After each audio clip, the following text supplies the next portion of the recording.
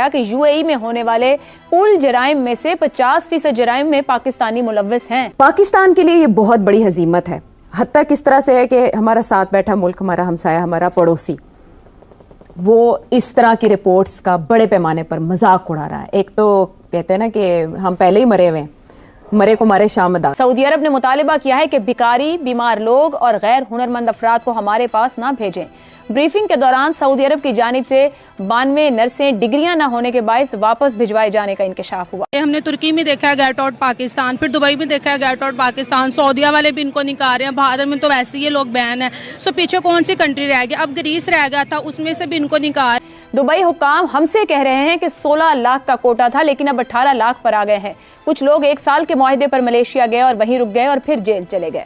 Iraq में गायब होने वालों की दुरुस्त तादाद ही मालूम नहीं। इसी तरह जापान और दीगर ममालिक में भी लोग जाकर गायब हो जाते हैं, मगर आज भिखारियों, मुजरिमों और धोखेबाजों में पाकिस्तानियों का शुमार होता है। चोर डकैत तो हैं ही, ये छिछोरे भी हैं। ये छिछोरे किस प्रकार से हैं? ये छिछोरे इस प्रकार से हैं भाई कि जैसे लड़की देखी कहीं पे, चुपचाप मोबाइल फोन से फोटो खींच ली, उसके लिए भी इनको जेल में लट पड़ रहे हैं। जो अरबी है इनको हंटर मार रहा है कि तुम क्यों फोटो खींचती। वो कहता हम पाकिस्तानी होती, हमें यही सीख मिलती घर में, अब्बू अम्मी यही सिखाती कि जो लड़की देखो फोटो खींच लो पहले। मलेशिया में बैगर्स पकड़े गए 80 के करीब, उनमें से 77 का ताल्लुक पाकिस्तान से था। इराक में 50,000 से लेकर 1 लाख के करीब ज़ायरीन जो है वो पिछले कुछ सालों में गए, उनका ट्रैक ही नहीं मिल रहा, वो वापस ही नहीं आए जहां पर उनकी रेजिडेंस थी।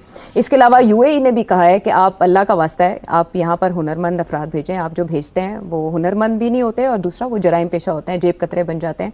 इस तरह की बहुत सी रिपोर्ट्स जो हैं वो ओवरसीज़ पाकिस्तानी की जो मिनिस्ट्री है वहाँ पर डिस्कस हुई इनकी तरफ से। ऑल अक्रॉस पाकिस्तान 2 करोड़ के करीब तो वो लोग हैं जो बेगिंग किसी न किसी स्टेज पे उन्होंने बेगिंग की है कि नहीं की। अच्छा, तो अब अगर इनमें से 1 मिलियन जो है बाहर चले जाते हैं तो पता भी नहीं चलता, उनकी फैमिली में और निकल आते हैं। तो अब बात यह है कि this is a very serious issue. This issue arises in countries where the economic growth is low. जो जाते हैं ना हमारे पाकिस्तानी, वो काम नहीं करते, वहाँ काम करने थोड़ा जाते हैं क्योंकि उनको काम करने तो मौत आती है। पाकिस्तानी काम नहीं कर सकते। पाकिस्तानी कहते हैं हराम का मिले, जहाँ से मिले खो लो, छीन लो। ये जो पाकिस्तान के 22 सिटीज हैं जिनको बैन किया हुआ है, उन सिटीज से ना कोई बंदा दुबई नहीं जा सकता। अच्छा, उसकी रीजन क्या है? उसकी रीजन यही है कि ये वहाँ पे जाते हैं, चोरी करते हैं, भीख मांगते हैं। जय हिंद दोस्तों, पाकिस्तान के जिस तरह के हालात चल रहे हैं, उन हालात में पाकिस्तान में कोई भी रहना नहीं चाहता। सभी पाकिस्तान को छोड़कर भागना चाहते हैं। इन पाकिस्तानियों को जैसे मौका मिल रहा है, चाहे बिना वीजा के डंकी लगाकर टर्की से ग्रीस के रास्ते यूरोप में घुस रहे हैं। पाकिस्तान के जिस तरह के हालात बन चुके हैं उसके लिए ये पाकिस्तानी ही जिम्मेदार हैं। एक खबर यूके के शहर बर्मिंघम से आ रही है। यूके का बर्मिंघम शहर भी पाकिस्तान बन चुका है, यानी बर्मिंघम के हालात भी पाकिस्तान जैसे हो चुके हैं। बर्मिंघम भी इन पाकिस्तानियों को बेरोजगारी भत्ता देने के कारण कंगाल हो चुका है, क्योंकि ये पाकिस्तानी एक तो काम नहीं करते, ऊपर से बेरोजगारी भत्ता अंग्रेज सरकार से लेते हैं। और भीख मांगने में पाकिस्तान की सरकार की तरह ये पाकिस्तानी भी पीछे नहीं है, जहाँ जाते वहीं भीख मांगना शुरू कर देते हैं। सऊदी, यूएई हो या यूरोप का कोई देश, सबसे आगे भीख मांगने में ये पाकिस्तानी ही मिलेंगे। यूएई ने तो इन पाकियों पर बैन भी लगा दिया है कि कोई भी पाकिस्तानी जिसके पास 5,000 दिरहम नहीं है वो दुबई में एंट्री नहीं कर सकता। यूएई में वो कहते हैं कि 96% जी जो पकड़े गए हैं वो पाकिस्तानी है, जो क्राइम में या बेगिंग में जी 96%, मतलब सारे ही। हालांकि वहाँ तो रूल्स हैं और ये वायलेट करते हैं उसके बावजूद।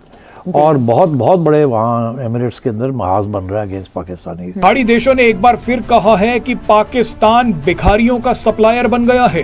पाकिस्तानी खाड़ी देशों में महिलाओं के साथ छेड़खानी कर रहे हैं, अपराध कर रहे हैं। इसीलिए पाकिस्तानी हमारे देश में रहने और काम करने लायक नहीं है। आने वाले दिनों में ये सभी खाड़ी देश पाकिस्तानियों की संख्या कम करने की तैयारी कर चुके हैं। यहाँ सबसे मजे वाली बात यह है कि सऊदी अरब और संयुक्त अरब अमीरात सबसे ज्यादा पाकिस्तानियों से परेशान हैं।